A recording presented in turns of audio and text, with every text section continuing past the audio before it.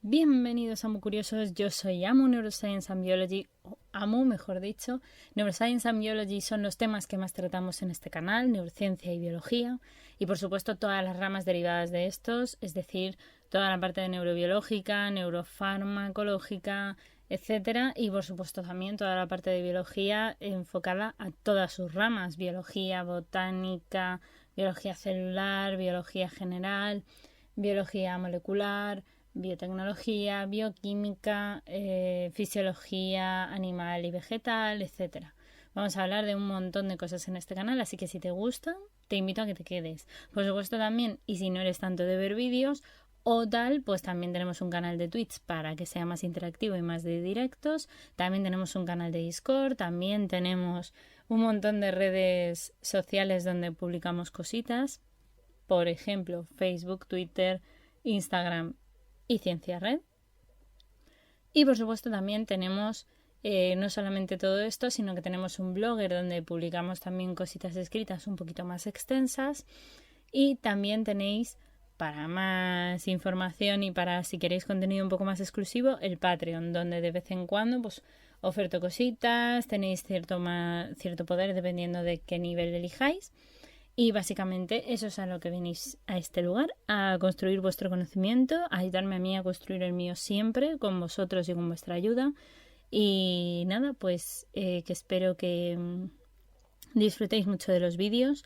Muchísimas gracias a todos aquellos que os queréis unir a esta maravillosa comunidad de Amu Curiosos, dejando un like, dejando un comentario y o directamente suscribiéndoos.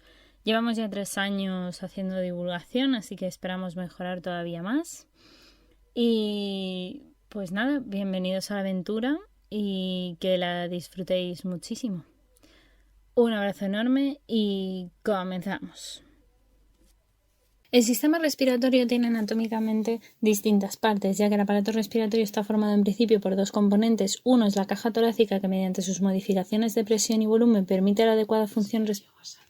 De los 2 componentes hay 2. Uno es la caja torácica, que mediante sus modificaciones de presión y volumen permite la adecuada función respiratoria, y el segundo son los pulmones y las vías aéreas, que son responsables principalmente del adecuado aporte de oxígeno y eliminación del anhídrido carbónico de la sangre.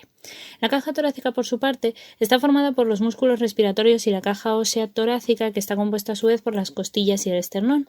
Así existen hasta 12 costillas a cada lado. De la 1 a la 7 están las costillas verdaderas, que se articulan directamente con el esternón por medio de los cartílagos costales.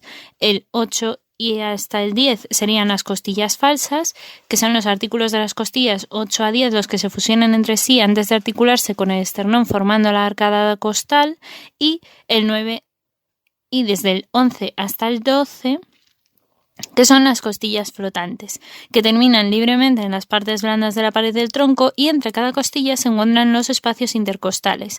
Estos contienen a los músculos intercostales y al paquete vasculonervioso que discurre inmediatamente por debajo de cada costilla. El diafragma es un músculo muy importante en la respiración y que separa las cavidades torácica y abdominal. Asimismo, sus fibras musculares son radiales y estas parten desde un tendón central y se dirigen hacia afuera para insertarse en las 6 últimas costillas de cada lado, en el apéndice sifoides y en el esternón por delante, y en los cuerpos vertebrales de la primera y la segunda vértebra lumbar por detrás. Así es inervado por el nervio frénico.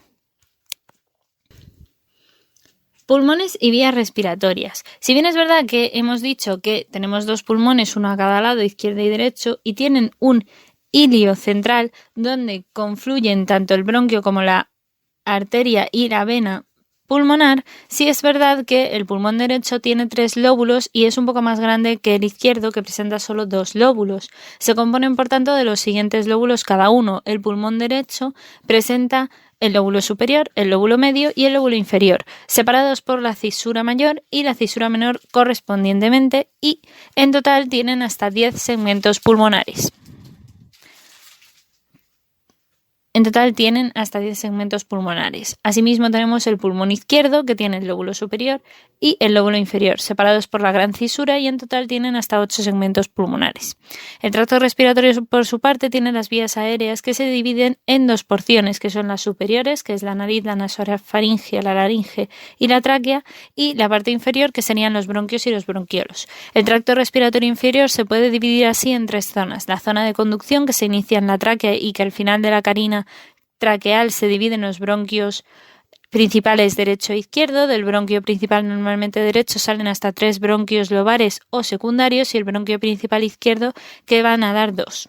Cada bronquio lobar da origen a los bronquios segmentarios, por lo que cuando los bronquios alcanzan un tamaño muy pequeño, pierden el cartílago de su pared y se denominan bronquiolos y se continúan dividiéndose hasta llegar al bronquiolo terminal. La zona de conducción no participa en el intercambio gaseoso y forma parte del espacio muerto anatómico, que de hecho el espacio muerto anatómico se define como la zona de la vía aérea que no participa en el intercambio gaseoso, es decir, que desde la nariz hasta los bronquiolos terminales contienen un volumen aproximado de unos 150 mililitros, que es importante no confundirlo con el espacio muerto alveolar, que es el aire contenido en los alvéolos que no perfunde y que no interviene en el intercambio gaseoso. En las personas sanas es despreciable, de hecho, pero aumenta en enfermedades como el TEP. Y asimismo también la suma del espacio muerto anatómico y el espacio muerto alveolar es lo que consiste en el espacio muerto fisiológico, que sirve para determinar ese espacio muerto anatómico a efectos prácticos. Es básicamente una técnica que se llama la dilución del nitrógeno, que es una expiración única mediante un Fowler.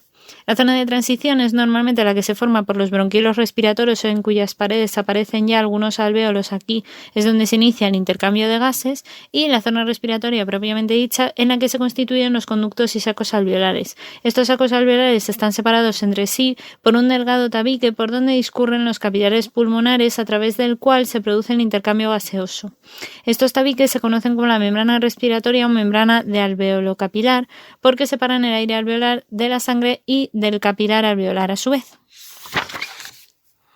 La regulación del calibre de las vías respiratorias nos lleva a mecanismos nerviosos, como la inervación de los bronquios, que se realiza por fibras parasimpáticas en el sistema nervioso autónomo, que al activarse producen broncoconstricción, y fibras simpáticas también del sistema nervioso autónomo, que producen la broncodilatación mediante los receptores, os recuerdo, broncoconstricción de tipo muscarínicos M3, y en el caso de la broncodilatación con los receptores beta 2 de tipo adrenérgicos. Las partes de los mecanismos humorales serían la adrenalina y noradrenalina, que producen, como digo, la broncodilatación, y la histamina, bradicidina, leucotrienos C4, D4 y E4, que son sustancias de reacción lenta de anafilaxia que producen la broncoconstricción. Los neumocitos también son importantes porque son las células del epitelio alveolar, de las cuales ya hablamos, que estaban los neumocitos de tipo 1, que llevan a cabo el intercambio gaseoso y ocupan un 95% de la superficie del alvéolo, y los neumocitos de tipo 2, que no intervienen en el intercambio gaseoso, sino que intervienen en la distensión y la recuperación del tamaño de los alvéolos mediante la síntesis y secreción del surfactante pulmonar. Así son el 60% en número, pero ocupan hasta el 5% del espacio porque son muy pequeñas. El surfactante pulmonar es la superficie normalmente interna de los alvéolos la que lo tiene recubriendo la capa más interna. Es un agente así tensioactivo que estabiliza la pared del alvéolo y aumenta la distensibilidad pulmonar, por lo que se ayuda a evitar su colapso alveolar en situación de bajo volumen. En estas funciones también aparece la consignación de disminuir la tensión superficial del alvéolo, y también cumple una función de defensa al impedir la entrada de los microorganismos, ya que está compuesto por una mezcla de lípidos en el 90%, proteínas al 10% e iones como el calcio. Los lípidos normalmente del 90% son los fosfolípidos, que componen ese 90%, y los lípidos neutros, que son el 10%. Dentro de los fosfolípidos destaca sobre todo el dipalmitoil-lecitina o dipalmitoil-fosfatidilcolina, que es el responsable en gran medida de la reproducción de la tensión superficial. Y también de la reducción de la tensión superficial. Y también tenemos las proteínas que ocupan el 10%, que son principalmente para la SPA o SPD, que son hidrofílicas y forman oligómeros de gran tamaño y participan además en mecanismos de defensa innata del pulmón perteneciendo al grupo de las colectinas. El SPB y el SPC son hidrofóbicas porque constan de polipéptidos catiónicos de tamaño reducido y se asocian junto con los lípidos del surfactante a la interfase del aire líquido alveolar. Su producción está a cargo de los neumocitos de tipo 2 o células epiteliales alveolares tipo 2, porque cuando existe un déficit en su elaboración, las paredes alveolares se colapsan y se forman atelectasias. Así, el síndrome de dificultad respiratoria neonatal o distrés respiratorio del recién nacido o enfermedad de la membrana hialina es una patología que aparece normalmente en los recién nacidos, especialmente en aquellos prematuros, por la insuficiente producción de surfactante pulmonar unido a la falta de desarrollo de los pulmones, y se suele tratar con una medicina llamada Veractant, que es un surfactante pulmonar de tipo bovino. Las funciones metabólicas de los pulmones también son importantes porque existen varias sustancias vasoactivas que son metabolizadas en el pulmón y como éste recibe todo el gasto cardíaco, es lógico pensar que debe poseer una gran adaptabilidad bioquímica para modificar las sustancias que están contenidas en la sangre. La mayoría de las modificaciones se producen en las células endoteliales, produciendo, por ejemplo, el caso de la sarcoidosis. Existen varias sustancias vasoactivas que son metabolizadas en el pulmón y como éste recibe como el gasto cardíaco, es lógico pensar que debe poseer una gran adaptabilidad bioquímica para modificar las sustancias que están contenidas en la sangre. Así, la mayoría de las modificaciones se producen en las células endoteliales, como es el caso de la sarcoidosis. En los pulmones se convierte la angiotensina 1 en angiotensina 2 gracias a las enzimas convertidoras de angiotensina o las ECAs pulmonares. Asimismo, además, los macrófagos pulmonares son capaces de hidroxilar el 25-hidroxicolecalciferol a 1,25-dihidroxicolecalciferol, aunque recordad que esta reacción ocurre en la mayoría de los casos en el caso de los riñones y en su mayoría de reacciones es en ese punto. Pero muchas sustancias vasoactivas son parcial o completamente desactivadas durante su paso a través del pulmón, por lo que el pulmón de hecho sufre un asiento, por lo que el pulmón es el asiento principal de la desactivación de la serotonina. La bradicidinas se desactiva en un 80% y también son desactivadas las prostaglandinas E1, E2 y F2 y F2-alfa. La circulación pulmonar, por su parte, es muy diferente, como ya vimos, de la sistémica, ya que el circuito es de baja presión, de baja resistencia, las paredes arteriales y arteriolales son más finas que la circulación sistémica, ya vimos también que el flujo sanguíneo es mucho menor y la presión de la arteria pulmonar es de unos 25 a 8 milímetros de mercurio frente a la presión de la arteria aorta, que es de 120 a 80 milímetros de mercurio. También vemos que hay una gran distensibilidad que permite que las arterias También vimos que el árbol vascular pulmonar posee una gran distensibilidad que permite que las arterias pulmonares se acomoden al gasto del volumen sistólico del ventrículo derecho, con una alta capacitancia. Tienen también una gran capacitancia y adaptabilidad hasta el punto de que los pulmones, y por supuesto todo el sistema circulatorio pulmonar, tiene unos numerosos vasos elásticos que permanecen normalmente colapsados y pueden reclutarse cuando se necesitan. Asimismo, el aumento del gasto cardíaco y del flujo pulmonar normalmente es porque se pone en marcha una serie de mecanismos para conseguir que el aumento de la presión en la arteria pulmonar sea muy pequeño, y esos mecanismos son por fenómenos de reclutamiento de capilares, de reserva y de distensión de los vasos cuando hay ejercicio intenso, por ejemplo. El flujo sanguíneo a través de los pulmones también es importante, ya que la perfusión no es igual en todas las partes del pulmón. En bipedestación, por ejemplo, es decir, en el caso de los seres humanos, la presión hidrostática es mayor en las bases que en los vértices. Dicho sea de otra forma, hay áreas que están mejor perfundidas que otras.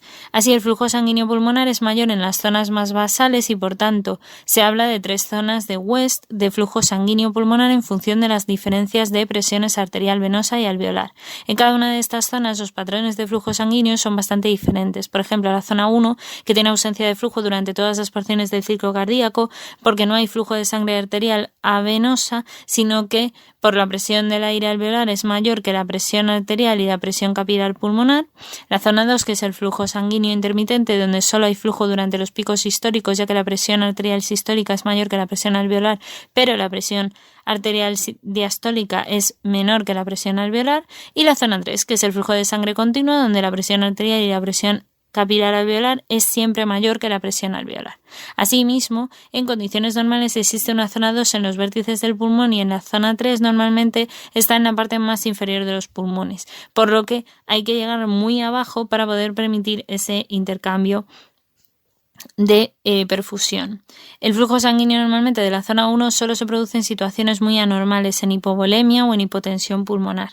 La vasoconstricción pulmonar en hipoxia también es importante porque hay variaciones regionales de la ventilación que producen normalmente cambios en la distribución del flujo y cuando en las unidades alveolares disminuye normalmente la ventilación se reduce así la presión parcial normalmente del oxígeno, que curiosamente disminuye la concentración del oxígeno alveolar y así se produce una vasoconstricción local que reduce la perfusión de dichas unidades y el flujo se desvía hacia unidades mejor ventiladas. Con esto se distingue o se consigue, mejor dicho, mantener el equilibrio de ventilación-perfusión y distribuir así el flujo sanguíneo pulmonar a donde sea más eficaz. La vasoconstricción hipóxica aparece normalmente cuando la presión parcial del oxígeno es menor a 60 milímetros de mercurio aproximadamente. Este mecanismo además está opuesto al efecto que se conserva en los vasos sistémicos, que se dilatan en lugar de contraerse en respuesta cuando el oxígeno está bajo. La pleura, por ejemplo, os recuerdo que es una membrana que cubre la superficie interna de la pared torácica y la cara superior del diafragma y los pulmones y puede ser visceral o interna en contacto con la superficie pulmonar o parietal o externa recubriendo así la pared torácica. Entre ambas se localiza el espacio pleural que contiene al líquido pleural en condiciones normales de 10 a 20 mililitros y la presión negativa en el líquido pleural mantiene los pulmones expandidos. El mediastino también es importante porque es el compartimento anatómico extrapleural situado en el centro del tórax, entre los pulmones derecho e izquierdo por detrás del esternón y las uniones condrocostales y por delante de las vértebras se va a encontrar precisamente como la vertiente más posterior de las costillas óseas. Por debajo de esta limitado sobre todo por el músculo del diafragma y por arriba por el istmo cérvico-torácico. En su interior se aloja, por tanto, el corazón, la arteria aorta, las venas cavas, la vena ácigos, las venas hemiácigos, las arterias y las venas pulmonares, las tráqueas, también la tráquea, también los bronquios principales, el esófago, el conducto torácico, el timo en los niños y en los adultos lo que queda, y otros vasos linfáticos, ganglios linfáticos y también, por supuesto, algunos troncos y ganglios nerviosos importantes. La fisiología de la respiración es que la respiración proporciona oxígeno a los tejidos y retira el dióxido de carbono. Para que el aparato respiratorio realice de forma adecuada su función, es necesaria, por tanto, la integridad de los tres mecanismos: la ventilación pulmonar de flujo de entrada y salida de aire entre la atmósfera y los alvéolos pulmonares, la difusión de oxígeno y CO2 o dióxido de carbono a través de la membrana alveolo-capilar y la perfusión adecuada de unidades alveolares de intercambio. El término perfusión se refiere al volumen de sangre que fluye a través de los alvéolos pulmonares. La ventilación pulmonar en principio es porque los pulmones se pueden expandir y contraer de dos maneras: la acción del diafragma, que produce un movimiento hacia arriba y hacia abajo del diafragma para alargar o acortar la cavidad torácica, y la acción de las costillas, que permiten la elevación y el descenso de las costillas para aumentar y reducir el diámetro anteroposterior de la propia cavidad torácica. Asimismo, necesitamos de los músculos respiratorios. Su función es la de movilizar el volumen de aire mediante el ciclo respiratorio y estos pueden ser inspiratorios o expiratorios.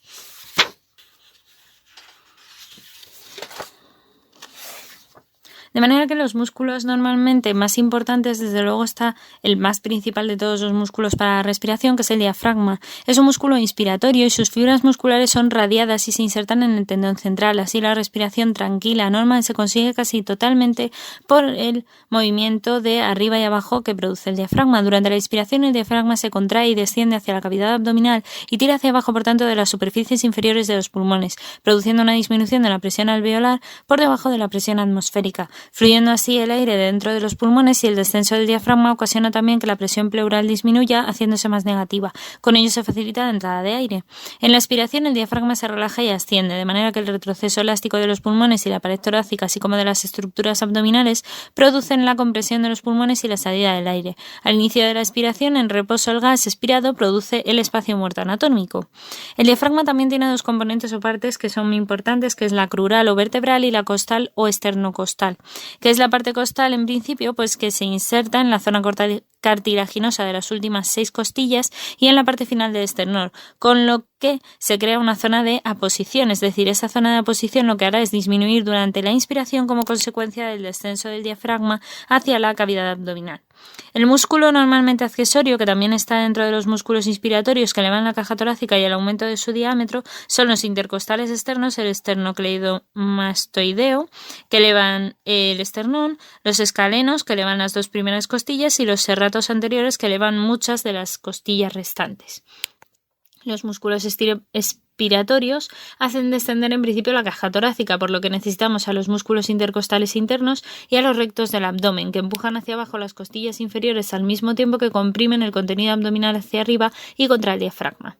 Las presiones que originan la entrada y la salida del aire de los pulmones son muy importantes, por eso tenemos que hablar de la presión pleural, que es el caso de la presión del líquido que está en el espacio pleural y tiene un valor negativo, ya que normalmente hay una ligera aspiración en el exceso del líquido de los conductos linfáticos que permite sobre todo que durante la aspiración se produzca un aumento de esa presión pleural que suele ser negativa y permite siempre la entrada hacia adentro de oxígeno. Bueno, del oxígeno y de todo lo que es el aire, por supuesto. La presión alveolar, por su parte, es la presión de aire que hay en el interior de los alvéolos pulmonares, y cuando la glotis está abierta y no hay flujo de aire hacia los pulmones, la presión alveolar es igual a la atmosférica. Para que se produzca así un aumento de la entrada de aire hacia los alvéolos durante la inspiración, la presión alveolar debe disminuir hasta un valor ligeramente inferior a la presión atmosférica, aproximadamente de menos 1 centímetro de agua. Así, con esta ligera presión negativa se consigue arrastrar 0,5 litros de aire hacia los pulmones con una respiración normal. Durante esa aspiración, la presión alveolar aumenta hasta aproximadamente más 1 centímetro de agua, lo que fuerza mejor dicho, la salida de 0,5 litros de aire en cada ciclo respiratorio. La presión transpulmonar es otra diferencia entre la presión alveolar y la presión pleural que es importante tener en cuenta, porque la presión interna menos la presión externa es una medida de las fuerzas elásticas de los pulmones que tienden normalmente a colapsarse en todos los momentos de la respiración con la presión de retroceso. Como podemos observar, no obstante, la presión transpulmonar siempre es positiva durante ese ciclo respiratorio.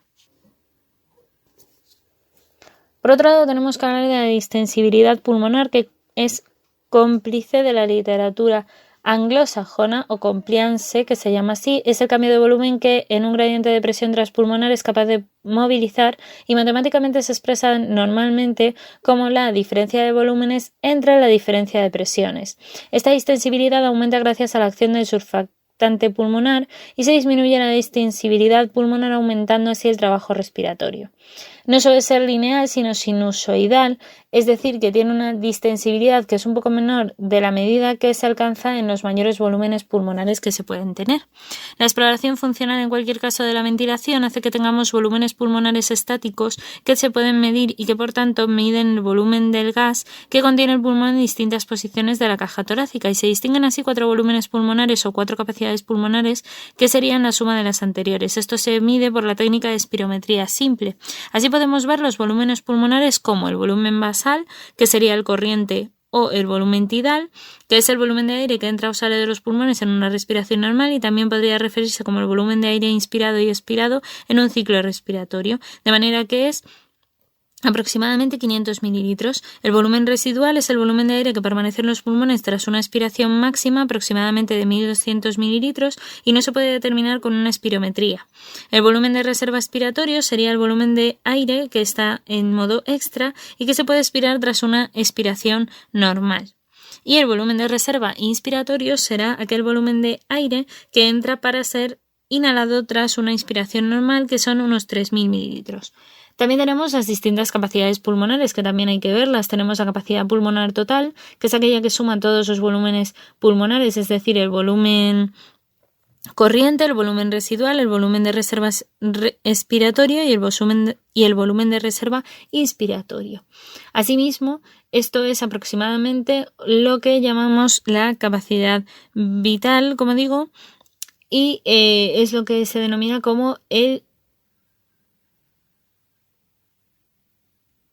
que será igual a la capacidad vital más ese volumen residual, básicamente, también, y se denomina como unos 5.800 mililitros. La capacidad vital, entonces, ¿qué es? La cantidad máxima de aire que se puede expirar tras una inspiración máxima, que implicaría el volumen residual inspiratorio, el volumen de tipo corriente y el volumen residual expiratorio, que aproximadamente son unos 4.600 mililitros. Y la capacidad respiratoria, por supuesto, también sería el volumen total del gas que se puede inspirar tras finalizar una expiración no forzada, correspondiente a la suma de la parte del volumen corriente más el volumen residual inspiratorio, que son unos 3.500 mililitros.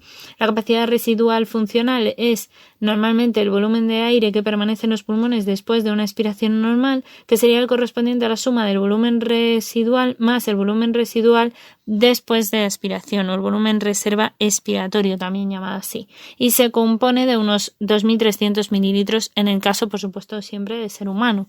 Los volúmenes pulmonares dinámicos introducen en su definición el factor tiempo, por lo que permiten estudiar flujos con el volumen y el tiempo para su medida y se realizan, por tanto, por una espirometría forzada. Tras una inspiración máxima, se le pide al paciente que se realice esa aspiración de todo el aire en el menor tiempo posible, y esta prueba resulta muy útil para la espirometría simple.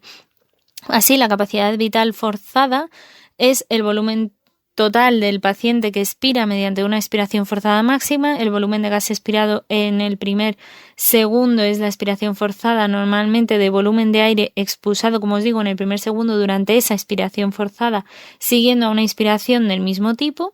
La relación de ese punto, que sería el gas expirado en el primer segundo de la expiración forzada partido de la capacidad vital forzada, hace que se indique un porcentaje del volumen del espacio total expirado que se expulsa en el primer segundo, y se considera patológico cuando es menor de 0,7. Que no hay que confundirlo con otro tipo de parámetros, ¿vale? El flujo mesoexpiratorio también es importante porque debe de estar entre una media vital del volumen expirado de 25% a 75% y se encuentra dividido por el tiempo que dura la expulsión del aire. Cuando se representa el flujo de aire normalmente expirado en relación con el volumen pulmonar, se obtiene una curva de tipo flujo-volumen. Otras pruebas para evaluar la función ventilatoria es que hay una exploración en la distribución del aire, que es la gammagrafía pulmonar, que permite detectar defectos extensos en la ventilación. Así encontramos pruebas broncodinámicas, como es la prueba broncodilatadora, que suele permitir el estudio de la reversibilidad de la obstrucción del flujo aéreo pulmonar, que se produce sobre todo por la administración de broncodilatadores agonistas de los receptores beta 2, y se determina así la variación de ese primer punto de expiración forzada, y la prueba broncoconstrictora, que permite estudiar el aumento de la obstrucción de las vías aéreas en respuesta a estímulos broncoconstrictores específicos, que son alérgenos específicos o inespecíficos, como la metacolina o la histamina, entre otras, además de, por ejemplo, practicar ejercicio, y se determina la variación de ese punto del primer punto expiratorio forzado, ese primer segundo, y tras exponer al paciente a ese estímulo broncoconstrictor. La valoración de las resistencias al flujo aéreo también son importantes, además del control de la ventilación pulmonar. Por ejemplo, la regulación nerviosa ya sabemos que es súper importante porque el centro respiratorio está formado por varios grupos de neuronas localizadas bilateralmente tanto en el bulbo raquídeo como en la protuberancia del tronco encefálico. Los centros bulbares, por un lado, son el grupo respiratorio dorsal o grupo neural de tipo A, que se localiza principalmente en el núcleo del tracto solitario del bulbo olfatorio, del bulbo raquídeo, y es el principal regulador de la respiración y que controla además la inspiración. El ritmo básico de la inspiración se genera en este grupo de neuronas y es por tanto el control normalmente respiratorio principal porque envía impulsos a las neuronas del nervio frénico y a las neuronas motoras intercostales para producir el estímulo primario para la respiración. Así, la señal nerviosa que se transmite a esos músculos respiratorios, principalmente al diafragma, no es una descarga instantánea de potenciales de acción, pero sí que produce la respiración normal que comienza débilmente y aumenta de manera continua a modo de rampa en una señal de la rampa inspiratoria. También recibe estímulos aferentes de los quimiorreceptores centrales y periféricos, así como de barorreceptores y receptores localizados en el pulmón. Así, el grupo respiratorio ventral o grupo neuronal B se encuentra en el núcleo ambiguo, rostralmente hablando, y en el núcleo retroambiguo, que está más en una posición caudal respecto del cerebro, y compuesto por neuronas inspiratorias y expiratorias, encontraremos que la respiración normal permanece prácticamente inactiva, aunque actúan como mecanismo de sobreestimulación cuando son necesarios los niveles altos de ventilación pulmonar, por ejemplo en alguna aspiración forzada.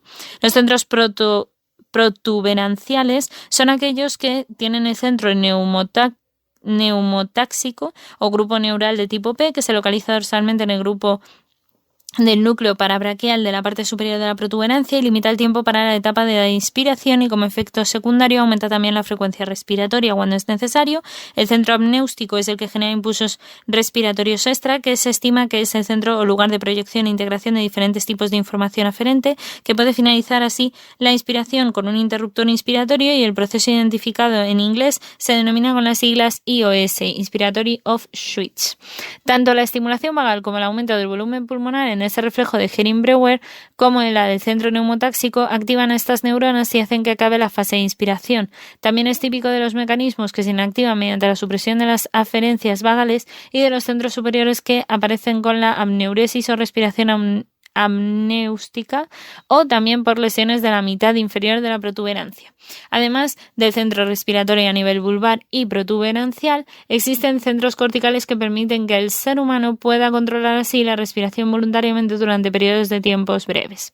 La regulación química necesita de quimiorreceptores centrales que se encuentran en el tronco encefálico sobre zonas del bulbo raquídeo y algunas cercanas de hecho al locus coeruleus o el locus cerúleo, también os sonará de esta forma, o el núcleo también que está implicado en todo esto, que es el núcleo del tracto solitario. Responden así al descenso de los pHs, ya que aumentan el número de protones en el líquido cefalorraquídeo, y el incremento en la presión del anhídrido carbónico arterial hace que aumente las presiones parciales, por ejemplo, del CO2, es decir, el dióxido de carbono. El principal estimulante directo son los iones de protones, en este caso, es decir, los iones de hidrógeno del líquido cefalorraquídeo. Recordad que esos iones de hidrógeno no atraviesan fácilmente la barrera hematoencefálica, así que el efecto del CO2 es indirecto y muy potente. Se lleva a cabo, por tanto, al reaccionar con el agua, que los tejidos forman el ácido carbónico, que se disocia con bicarbonato e hidrogeniones. Asimismo, el hidrógeno tiene un efecto estimulante directo potente sobre los quimiorreceptores centrales y no son sensibles a los cambios en la presión del oxígeno arterial. Como resultado de esa activación de estos quimiorreceptores se produce la estimulación del centro respiratorio y aumenta la ventilación de esa parte de las excitaciones de los quimiorreceptores centrales para poder producir una mayor ventilación con mayor frecuencia. Los quimiorreceptores periféricos se encuentran en los cuerpos aórticos y carotídeos, de manera que los cuerpos aórticos están en el callado aórtico y no así los cuerpos carotídeos, que se encuentran en la unión de las arterias carotídeas externas e internas. Las más importantes son los cuerpos carotídeos, que responden principalmente a la disminución de la presión parcial de oxígeno por debajo de 60 milímetros de mercurio. Responden de manera indirecta al incremento de la presión parcial del CO2 y el descenso del pH en el plasma, es decir, por el aumento del ácido láctico. Los cuerpos carotídeos y aórticos envían señales, por tanto, de estimulación al centro respiratorio a través de los nervios glosofaringios y vagos, es decir, el 10 y el 11, respectivamente, y producen un aumento de la ventilación. Tras la estimulación se produce así una disminución de la presión parcial de CO2 en sangre arterial. La regulación mecánica también tiene su punto, porque la información a través de los 4 tipos de receptores, como los receptores de distensión en el músculo bronquial o los receptores irritativos en el subepitelio de las vías aéreas, hacen receptores J en las paredes alveolares y receptores de la pared torácica. El reflejo en principio de la insuflación de Hering-Breuer existen con receptores mecánicos situados en las porciones musculares de las paredes de los bronquios y los bronquiolos como receptores de distensión-estiramiento, y, de hecho, cuando los pulmones están sobredistendidos, transmiten señales por el nervio vago hacia el grupo respiratorio dorsal, produciendo una desconexión de la rampa inspiratoria. Así se interrumpe la inspiración adicional y actúa mediante un mecanismo similar al centro neumotáxico, aumentando también así la fluencia de la respiración. Los conceptos relacionados con la ventilación también son importantes. La ventilación minuto o ventilación total es aquella que se define normalmente como la cantidad de aire nuevo que pasa hacia las vías respiratorias en cada minuto, y es igual al volumen multiplicado por la frecuencia respiratoria, siendo por tanto 500 mililitros por esas 12 respiraciones por minuto. Se estima que hasta 6 litros por minuto es lo que hacemos con una ventilación por minuto, básicamente. La ventilación alveolar es el volumen total de aire nuevo que entra en los alvéolos y zonas adyacentes del intercambio gaseoso por minuto. Y como ya se ha comentado, esto significa que la ventilación alveolar es igual al proceso de y por tanto así queda demostrado que la ventilación alveolar es proporcional a la presión parcial de CO2, de modo que aumentamos la ventilación y cuanto más aumentamos la ventilación, provocamos así descensos proporcionales de CO2 en sangre y viceversa. En una persona sana se equivale así normalmente a 4,2 litros por minuto aproximadamente. Así se da una ventilación pulmonar total y una ventilación alveolar que se debe por tanto a la existencia de un espacio muerto anatómico. O lo que es lo mismo, que la ventilación alveolar es igual al volumen corriente menos el volumen medio por la frecuencia respiratoria. Pues hasta aquí por hoy, muy curiosos. That's all, folks. Espero que os haya gustado mucho el vídeo. Dejar un like, un comentario y una suscribida si no lo habéis hecho ya. Y nos vemos en el próximo vídeo. Que la ciencia y la fuerza os acompañe.